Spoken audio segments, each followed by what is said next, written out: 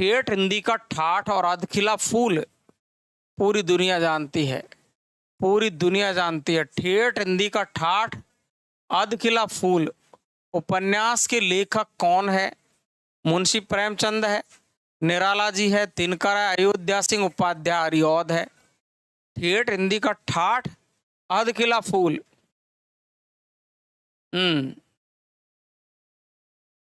बहुत बढ़िया, बहुत ही बढ़िया। ओ भाई साहब, कितनी परीक्षाओं में इस सवाल को पूछा है, कम से कम 10 परीक्षाओं में ये रिपीट हो चुका है ये सवाल जो मैं आपको बता रहा हूं। ये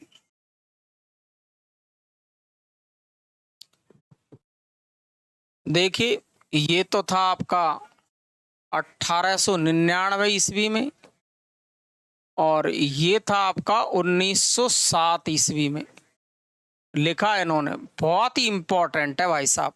अयोध्या सिंह उपाध्याय अरियौध का ये दोनों उपन्यास खास इंपॉर्टेंट है। ठेठ हिंदी का ठाठ अधखिला फूल। बिल्कुल, बहुत बढ़िया, गजब का आंसर आपका। बिल्कुल बिंदु, बिल्कुल बिल्कुल। तो आपका आंसर हो गया साहब डी, आंसर एकदम सही हो गया है। अगला सवाल है, राधा कृष्ण ने गोवध की समस्या का निवारण करने के लिए, गायों का वध किया जाता था, इस समस्या का निवारण करने के लिए कौन सा उपन्यास लिखा था? राधा कृष्ण दास की बात की गई है, निस्साय हिंदू, भूतनाथ, आदर्श हिंदू, इनमें से कोई नहीं है। वाह, ये भी तो सवाल गजब का है। गोवध पर रोक लगाने के लिए कौन सा उपन्यास लिखा था इन्होंने? गोवध पर रोक लगाने के लिए कौन सा उपन्यास लिखा था कि गायों को नहीं मारा जाए? लेकिन अब तो दुनिया आंखों देखे ही मार रही है। कोई खाने को नहीं है, कोई पीने को नहीं है, कहीं पानी भी नहीं है, सूखी थैलियों को खा रही है और मर रही है। अब तो वैसे ही मार रहे हैं, कोई लेना देना नहीं है। इतना महापाप, दुनिया की आंखों पर पट्टी बंधी हुई है, तो वो पट्टी खुलेगी नहीं। ये है कलयुग, निस्साय हिंदू। और ये राधा कृष्ण दास ने ये उपन्यास लिखा गोवध की समस्या का निवारण करने के लिए। तो आपका आंसर यहाँ ए, एकदम राइट आंसर आपने दिया है। बिल्कुल, बहुत ही बढ़िया। और ये कब लिखा था ये आप कमेंट बॉक्स में लिख सकते हैं। कब लिखा था ये कमेंट बॉक्स में आप लिख सकते हैं। निस्साय हिंदू 1890 की मैं बात करूंगा। ठीक है भाई, चलो वेरी गुड।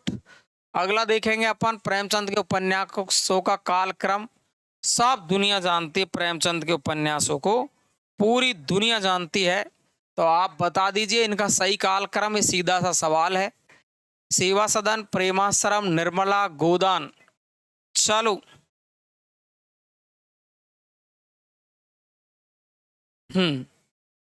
कौन सा क्रम सही है इनमें से?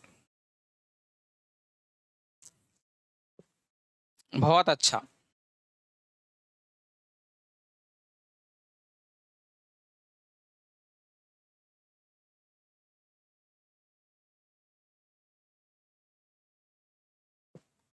देखिए, सेवा सदन की डेट सबको पता है, 1918 है। प्रेमाश्रम 1922 है, निर्मला 1927 है, और गोदान 1936 है। सबको पता है। तो आपका उत्तर यहाँ पर ए में ही छुपा हुआ है, इसलिए आप करेंगे ए, आंसर आपका करेक्ट आंसर है। बहुत बढ़िया, बहुत बढ़िया, बहुत शानदार। अगला सवाल आपका, इतिहास इस बात का गवाह है कि इस महिमामय शक्ति की उपेक्षा करने वाले साम्राज्य नष्ट हो गए, कथन किस उपन्यास से उद्गृत है? आप देखेंगे गोदान से, दिव्या से, आपका बंटी, बाणभट्ट की आत्मकथा। अच्छा सवाल है। गोदान के बारे में आप जानते हैं, प्रेमचंद का है, दिव्या यशपाल का है, आपका बंटी मन्नू भंडारी का है। ये तो आपको पता ही है, बाबा प्रेमचंद है। दिव्या आपका यशपाल का है, यशपाल आपका बंटी मन्नू भंडारी का है। बाणभट्ट की आत्मकथा हजारी प्रसाद द्विवेदी का है। तो आपको यहाँ उत्तर के रूप में चुनना है कि आप उत्तर क्या करेंगे। कि इतिहास इस बात का गवाह है कि महिमामय शक्ति की उपेक्षा करने वाले साम्राज्य नष्ट हो गए हैं। ये बात है बाणभट्ट की आत्मकथा। यानी आप आंसर कर सकते हैं यहाँ पर डी। आंसर करेंगे अपन डी। बहुत बढ़िया। कौन सा करेंगे? डी। और इसकी मैं बात करूं बाणभट्ट की आत्मकथा, तो आप डेट याद रखें 1946। क्लियर है? यस। अगला सवाल है आपका, निम्नलिखित में से कौन सा उपन्यास प्रेमचंद द्वारा रचित है? बूंद और समुद्र। बूंद और समुद्र किसने लिखा है? रंगभूमि हम जानते हैं। झूठा सच, सूरज का सातवां घोड़ा। झूठा सच है यशपाल। यशपाल। धर्मवीर भारती। धर्मवीर भारती। रंगभूमि की बात करें तो प्रेमचंद। प्रेमचंद। और बूंद और समुद्र किसकी रचना है? ये मुझको नहीं आती है, आप लिख सकते हैं फटाफट से। कौन लिख सकता है? बूंद और समुद्र नहीं आता? अमृतलाल नागर। अमृतलाल नागर का है। तो आप देख रहे हो यहाँ पर रंगभूमि की बात करें अपन तो बी आंसर आपका करेक्ट है। आप यो कहते सर परीक्षाओं में इतना कठिन आ रहा है, ऐसे प्रश्न आए हैं, फलानी जगह पे ऐसे आए हैं, फलानी जगह पे ऐसे आए हैं। इतने दिन से परीक्षाओं में आए हुए प्रश्न आपको हल करवा रहा हूँ, आप एक प्रश्न को भी छोड़ते नहीं हैं। तो तुम्हारे सामने कठिन कहाँ थे प्रश्न? मुझे ये बताओ, आप कहाँ कठिन थे? कोई कठिन नहीं है। जब नहीं पढ़ी हुई चीज होती है कोई भी तो बहुत कठिन लगती है, और जब बहुत अच्छी पढ़ी हुई होती है तो हमको ऐसे लगता है कि ये तो पेपर वैसे ही दे दिया है, सीधा कचरा पेपर दे दिया। जब वही प्रश्न नहीं आता है तो ऐसे लगता है पता नहीं जान कहाँ से उठा के लिख दिया है। लेकिन जब आपने मेहनत इतनी जबरदस्त कर रखी है कि आपने करत करत अभ्यास के रहीमन है, जड़मती होत सुजान, रसरी आवत जातते सिल पर परत निशान। तो पत्थर में छेद कर देती है रस्सी, ऐसे ही दिमाग भी तो पेपर में छेद कर देता है। तो आपका आंसर यहाँ बी करेक्ट आंसर है। ये लो साहब।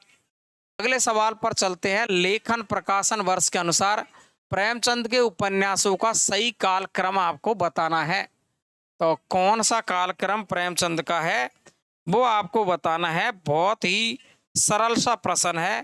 फिर से आया है आपका कर्मभूमि, रंगभूमि, गवन, सेवा सदन।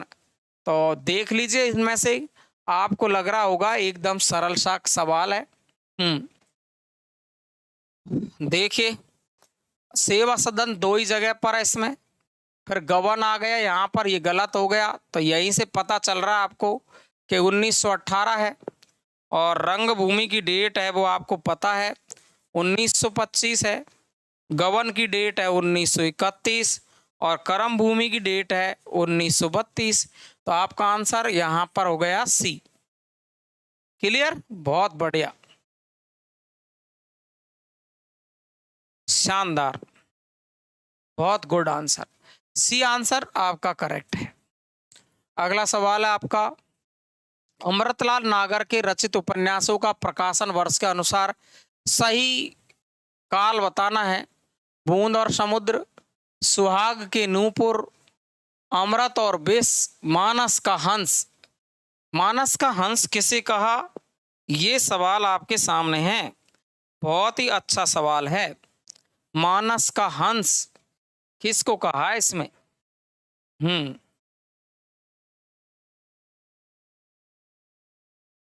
बहुत बढ़िया।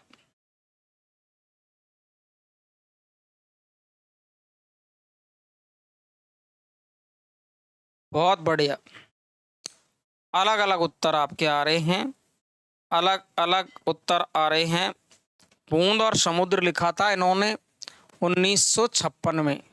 सुहाग के नूपुर लिखा है 1960 में। और अमृत और विष लिखा 1966 में। और मानस का हंस लिखा 1972 में। तो कहीं भटकने की आवश्यकता ही नहीं थी, बिल्कुल भी कोई भटकने की आवश्यकता नहीं है। बूंद और समुद्र लिखा 56 में, सुहाग के नूपुर 60 में, अमृत और विष लिखा 66 में, मानस का हंस लिखा 72 में। तो देखो यहाँ मानस का हंस इसमें है, लेकिन बात यह रही कि पहले सुहाग के नूपुर दे दिया है, तो आपका आंसर यहाँ पर ए एकदम राइट हो गया है। क्लियर है? बिल्कुल, मानस का हंस तुलसीदास और खंजन नयन सूरदास। अरे वाह, बिल्कुल, बहुत बढ़िया, बहुत ही बढ़िया। अगला देखिए, निम्नलिखित उपन्यासों में से कौन सा उपन्यास भगवती चरण वर्मा के द्वारा लिखा हुआ नहीं है? भगवती चरण वर्मा, चित्रलेखा, भूले बिसरे चित्र, टेढ़े मेढ़े रास्ते, पुनर्नवा। वाह कितना सवाल सरल पूछ लिया है। चलो कोई बात नहीं, कभी कभी पूछ ही लेता है ऐसे भी।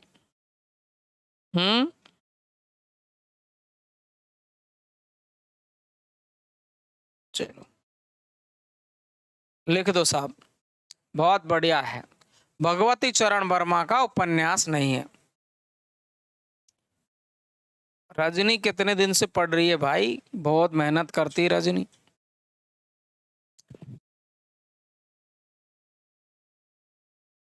मेहनत का खेल है सब। पुनर्नवा ये आपको पता है, हजारी प्रसाद द्विवेदी, बाणभट्ट की आत्मकथा, हजारी प्रसाद द्विवेदी। ठीक है, तो आपका आंसर क्या हो गया? डी करेक्ट आंसर हो गया। यस, ठीक है भाई, बिल्कुल। बहुत सारे उपन्यास है, बाणभट्ट की आत्मकथा है, चारू चंद्रलेख है, पुनर्नवा है, नामदास का पोथा है ना, ये सब हजारी प्रसाद द्विवेदी के उपन्यास है। तो डी आंसर करेक्ट है। अगला सवाल है, निम्नलिखित उपन्यासों में से कौन सा उपन्यास भगवती चरण वर्मा द्वारा लिखित नहीं है? ये तो वापस रिपीट हुआ है। सूरदास प्रेमचंद के किस उपन्यास का प्रमुख पात्र है? पूरी दुनिया जानती है कि सूरदास सुभागी के चक्कर में बदनाम है ना, सुभागी के चक्कर में बदनाम है भाई सूरदास। रुपया गुम जाते हैं इसके, झोंपड़ी में आग लगा देते हैं इसकी, में कौन लगाता है वो तो आपको भी पता है ना। रजनी सीनियर है साहब, इसमें कोई खास बात नहीं है। जब से मेरा चैनल चालू हुआ है तब से पढ़ती है रजनी, और बहुत हेल्प करती है हिंदी ज्ञानधारा की, बहुत भयंकर शेयर करती है, बहुत भयंकर लोगों को इसकी बहुत तगड़ी भूमिका रही है हिंदी ज्ञानधारा पर लोगों को जोड़ने में। बिल्कुल एक भाई की तरह बिहेव करती है, बहुत अच्छी है। और आपको भी ऐसा ही बनना है, जो नहीं है, जो है तो वो अच्छी बात है, नहीं है तो आपको भी ऐसा ही बनना है। और ऐसा बनेंगे हम मेहनत से, बार बार टेस्ट देने पड़ेंगे बहुत सारी। अगर आप टेस्ट नहीं देते हैं तो हमको खुद को ही पता नहीं चलता है। जैसे मैं खुद भी कितने प्रश्नों को कर पाता हूं कि नहीं कर पाता हूं, इसका पता तो मुझे टेस्ट से चलेगा ना। तो इसीलिए मैंने अब टेस्ट की बात की है, ठीक है ना। तो मैं प्रत्येक टॉपिक वाइज टेस्ट इसीलिए दे रहा हूं कि हर व्यक्ति को पता होना चाहिए कि मैं एक तो दूसरे के देखे देखे दे रहा हूं, एक देखकर टेस्टों को दे रहा हूं, एक मैं मेरा खुद का आपका मूल्यांकन कर रहा हूं, तो वो टेस्ट है। जब हम विस्तृत 2-3 बार पढ़ लेते हैं, फिर बार बार विस्तृत पढ़ना अच्छा नहीं होता है। उसके लिए पास होने के लिए सबसे बेहतरीन स्ट्रेटेजी है आपकी और आपका टेस्ट, और टेस्ट भी बेहतरीन होने चाहिए। ऐसे नहीं किसी ने भी कोई भी किताब से टेप के दे दिया आपको, ये ले टेस्ट ले लो, ऐसा टेस्ट नहीं होना चाहिए। टेस्ट कैसे होने चाहिए, अपने टेस्ट लेके आना एक बार। टेस्ट कैसे होने चाहिए? टेस्ट ऐसे होने चाहिए जैसे मैं आपको बोल के बताता हूं कि मैंने किस प्रकार से आपको टेस्ट बनाए हैं। वर्तमान टेस्ट श्रृंखला जो मैं आपको बना रहा हूं, वो किस प्रकार की टेस्ट श्रृंखला मैंने आपको बनाई है। देखिए यहाँ पर आदिकाल का टेस्ट,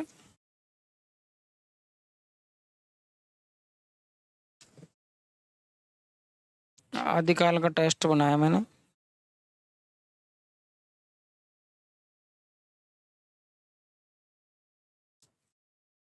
आदिकाल का टेस्ट कहाँ रख दिया, चलो कोई बात नहीं। ऐसे कलर में, ऐसे कलर में देखिए, इस प्रकार के टेस्ट मैंने आपको अलग अलग टेस्ट बना दिए हैं। काफ़ी सारे टेस्ट मैं लिख रहा हूँ और मैं खुद लिखूँगा। इस टाइप के टेस्ट मैं लिखूँगा आपको। हर टेस्ट में आपके में जान है। जैसे मैंने ये प्रश्न आपका लिया है आदिकाल से, तो मैं एक-एक चीज़ को क्लियर कर रहा हूँ। जैसे असंगत का चुनाव करो, तो मैंने इसमें 4 विकल्प दिए हैं, वो कितने डिटेल से दिए हैं। हिंदी, फारसी भाषा का शब्द है, गलत छाँटना आपको।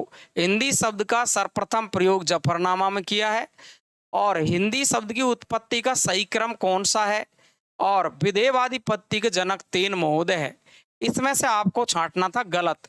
इसी तरीके से मैंने आपको बड़े बड़े प्रश्न यानी डिटेल सहित ऐसे बड़े बड़े प्रश्न आपको बनाए हैं बहुत ही शानदार तरीके से। अब आपको दिखेंगे नहीं इसमें मैं क्या करूं, ऐसे बड़े बड़े प्रश्नों की श्रृंखला मैंने आपको बहुत सारे प्रश्न मेरे हाथ से बना रहा हूं मैं, क्योंकि क्योंकि मैं विश्वास नहीं करता किसी भी किताब को लेकर के कि मैं किसी भी किताब में से कोई सवाल उठाऊं और उसको ऐसे कैसे टेप दूं टेस्ट में। तो वो तो किताबों में मिलेगा ना आपको। किताबों के अलावा हम क्या पढ़ सकते हैं, है ना। बहुत सारे टेस्ट देना, सारे टेस्ट, बहुत सारे टेस्ट, करीबन 2000 प्रश्न हमने इस टेस्ट श्रृंखला में तैयार कर दिए हैं, है ना। तो आप देखिए इतने सारे टेस्टों को हमने बना दिया है। मतलब हम धड़ाधड़ आपको टेस्ट बना रहे हैं। बहुत सारे टेस्ट जिसमें व्याकरण, आपका इतिहास, आपका काव्य शास्त्र, भाषा विज्ञान, हर टेस्ट को हमने इस तरीके से एक एक प्रश्न को मैंने खुद ने मेरे हाथ से लिख के डिजाइन किया है और वो टेस्ट आपको मैं देने वाला हूँ इस नए बैच में। तो आपको टॉपिक के हिसाब से टेस्ट मिलेगा। आपको इसमें मैं अलग से पिछली परीक्षाओं में आए हुए प्रश्नों के अलग टेस्ट दूंगा और मेरे हाथ से बनाए हुए टेस्ट अलग दूंगा, ताकि आपको ये पता चले कि पिछली परीक्षाओं के आए हुए प्रश्नों को कितना कर रहा हूं मैं, सर ने हाथ से बनाए उनको मैं कितना कर पा रहा हूं। ये खास बात रहेगी हमारे नए बैच की। तो आपको मैं ले चलता हूं अगले प्रश्न पर। इसका उत्तर है रंगभूमि। और रंगभूमि में सूरदास जी अंधे होते हैं और ये, है ना, किसके चक्कर में पड़ जाते हैं ये तो आपको ही पता है ना, सुभागी के चक्कर में ये बदनाम है। निम्नलिखित में से कौन सा उपन्यास कमलेश्वर का नहीं है। कमलेश्वर ने जो उपन्यास नहीं लिखा है वो बताना है। ठीक है भाई, अगला देखिए आप। पीली आंधी, काली आंधी, पीली आंधी, कितने पाकिस्तान, डाक बंगला, चौखट। जल्दी से उत्तर दे दीजिए।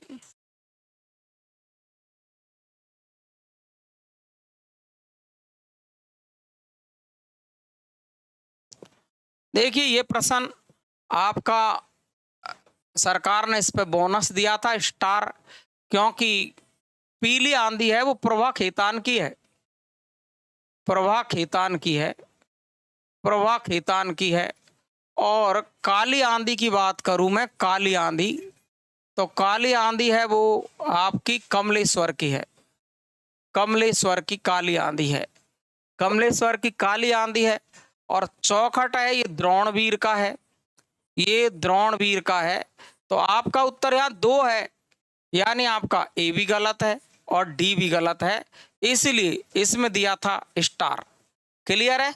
यस, बिल्कुल, द्रोणवीर कोहली इनका पूरा नाम है। तो आप देख रहे दोनों ही उत्तर इसके गलत है, बिल्कुल, या बिल्कुल।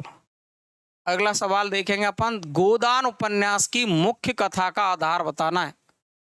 गोदान उपन्यास की मुख्य कथा का आधार क्या है? प्रेम प्रपंच है, दहेज प्रथा है, कृषक जीवन है, अंग्रेजी राज्य। बताओ, ये तो एकदम जहर वाला सीधा प्रश्न लिया है, एकदम जहर प्रश्न सीधा ले लिया है, सीधा सीधा ही।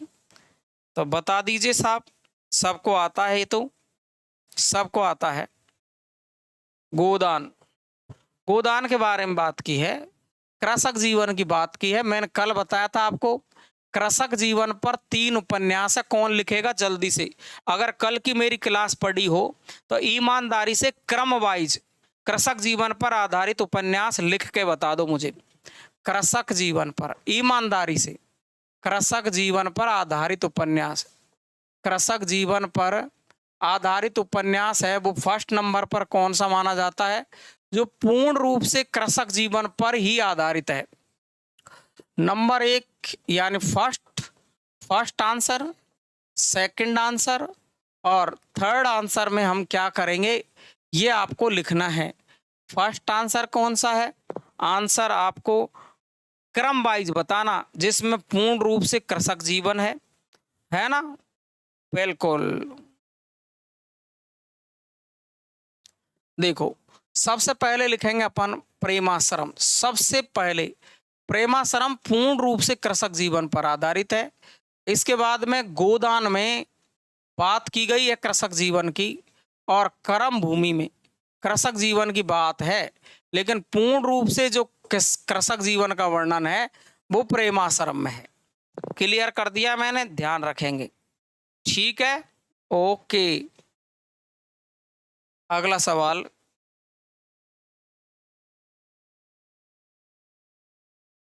चलिए।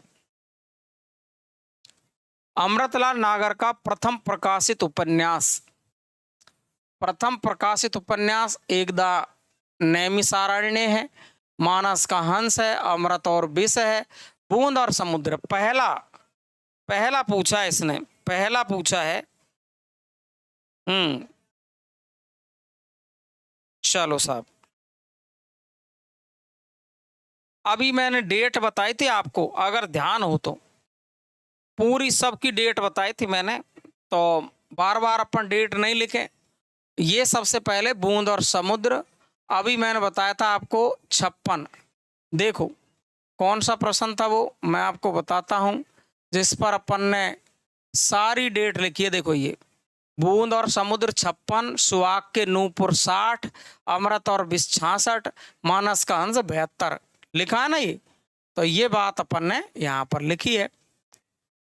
तो इस तरीके से आप बिल्कुल आंसर आपका यहाँ पर डी एकदम राइट होगा। क्लियर है भाई? अगला सवाल है सामाजिक उपन्यास अमरवेल। देखो क्या गजब का सवाल पूछा है। अमरवेल होती है जो पेड़ पर चढ़ जाती है और दूसरे से भोजन करती है। ठीक है ना भाई?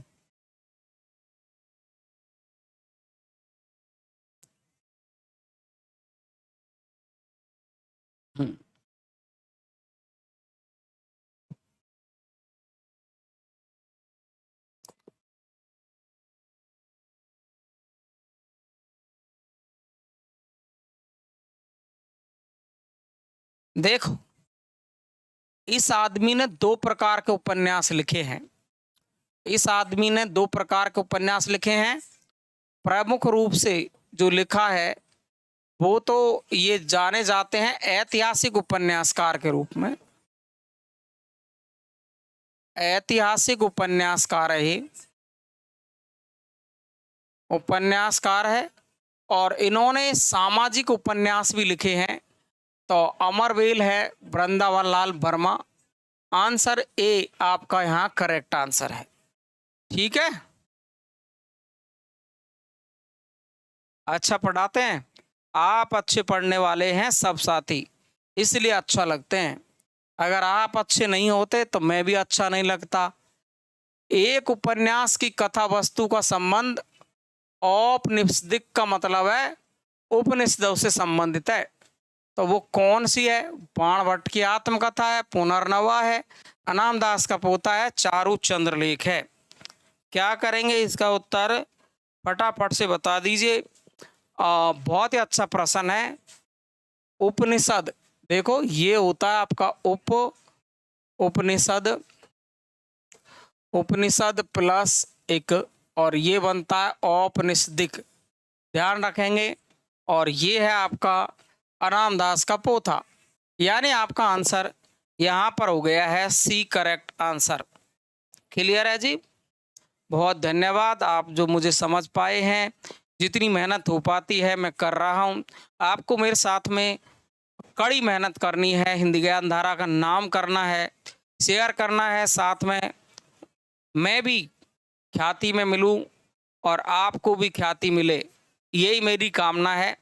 अच्छी मेहनत मैं करूं, अच्छी मेहनत आप करो, ताकि ईश्वर आपकी नैया पार लगाए।